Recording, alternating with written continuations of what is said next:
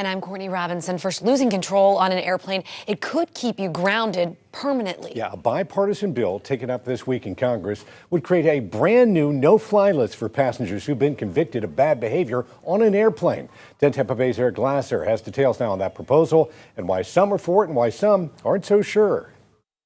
Sit down and remain calm.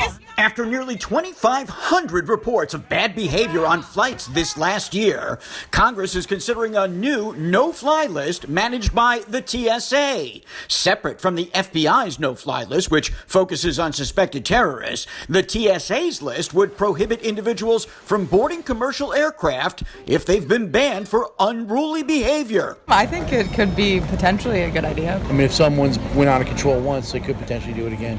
Passengers say it would make them feel better, and unions for the airlines and flight attendants say they support it too. Tougher consequences, they hope, might change some people's behavior. When there's 180 people on an airplane and one person acts out, 179 other people deserve the courtesy to know they can have a safe operation.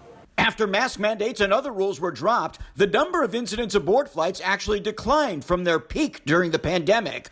But cases requiring investigation are still 450% higher than they were pre-COVID. It almost seems like a balance for somebody not to have the opportunity to fly on an airline anymore if they've created that situation. I think that it might unfairly get someone into a ban where they just had a bad day. Civil rights groups have voiced concern about the idea, saying if it's anything like the FBI's no-fly list, it could lack transparency and disproportionately target people of color. An ACLU spokesman told the Associated Press, if Congress wants to further reduce air rage incidents on aircraft, it should look at forcing the airlines to make flying a less miserable experience. If passed, the law would include guidelines for notifying people that they've been placed on the list and how to appeal.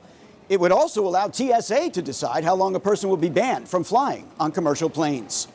At Tampa International, Eric Glasser, 10 Tampa Bay. Last year, a similar proposal backed by airline unions failed to get a hearing in Congress. But with the number of high-profile incidents, supporters think there is now a better chance. Individual airlines, they have their own list of passengers that they ban for bad behavior, but they don't always share those names with other airlines.